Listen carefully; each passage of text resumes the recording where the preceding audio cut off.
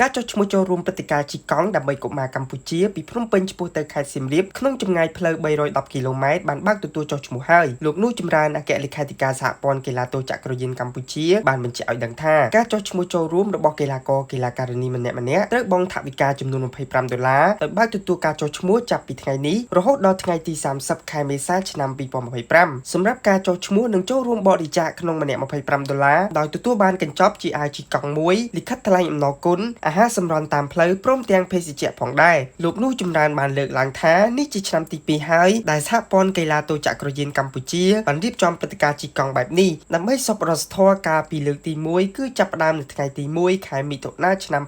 2025ដោយជិះកង់ពីភ្នំពេញទៅខេត្តសៀមរាបកាលពីឆ្នាំ2024កន្លងទៅមានកីឡាករកីឡាការិនីជិះកង់ចូលរួមប្រមាណជាង400នាក់លោកថាចំពោះគោលបំណងចម្បងនៃការរៀបចំព្រឹត្តិការណ៍ជិះកង់ដើម្បីកុមារកម្ពុជានេះគឺធ្វើឡើងដើម្បីកៀរគរថវិកាសម្ភារៈជួយទៅដល់មន្ទីរពេទ្យកុមារអង្គរព្រមទាំងបន្តបំផុសការផ្សព្វផ្សាយឲ្យកាន់តែទូលំទូលាយជូនដល់កីឡាករកីឡាការិនីនិងមហាជនឲ្យចូលរួមលេងកីឡាជិះកង់ដើម្បីសុខភាពមិត្តភាពសាមគ្គីភាពកាន់តែល្អប្រសើរឡើងបន្ថែមទៀតតាមរយៈការរៀបចំនេះសហព័ន្ធចង់ឲ្យក្រុមជិះកង់តាមបណ្ដាខេត្តចូលរួមសហការគ្នាក្នុងការជិះកង់កម្សាន្តដើម្បីគោលដៅសប្បុរសធម៌ទៅកាន់ខេត្តសៀមរាបក៏ដូចជាគោលដៅចែករំលែកការផ្សព្វផ្សាយលើវិស័យទេសចរណ៍នៅខេត្តសៀមរាបផងដែរក្នុងនាមតំណាងសហព័ន្ធលោកនោះចម្រើនបានអំពាវនាវដល់កីឡាករកីឡាការិនីយុវជនមហាជនចូលរួមចុះឈ្មោះឲ្យបានកកដើម្បីរួមចំណែកកិច្ចការសប្បុរសធម៌តាមរយៈការបង់ថវិកាសម្រាប់ការជិះកង់ក៏ដូចជាលើកស្ទួយវិស័យកីឡាទោចក្រយានកម្ពុជាឲ្យកាន់តែមានសកម្មភាពផុសផុលឡើងបន្ថែមទៀត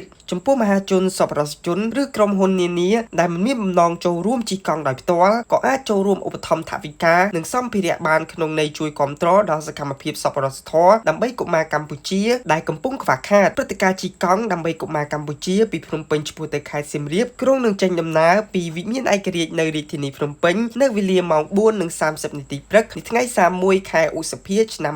2025ឆ្ពោះទៅមន្ទីរពេទ្យកុមារអង្គរខេត្តសៀមរាបគួររំលឹកថាកាលពីថ្ងៃទី15ខែកុម្ភៈឆ្នាំ2025សហព័ន្ធកីឡាទោចក្រយានកម្ពុជាបានរៀបចំព្រឹត្តិការណ៍ជិះកង់ដើម្បីផ្ដល់សេចក្តីសង្ឃឹមនិងសេចក្តីស្រឡាញ់ដល់កុមារពីរាជធានីភ្នំពេញឆ្ពោះទៅកាន់ខេត្តបាត់ដំបងលើចម្ងាយផ្លូវ290គីឡូម៉ែត្រដោយទទួលបានការចូលរួមយ៉ាងផុសផុលផងដែរ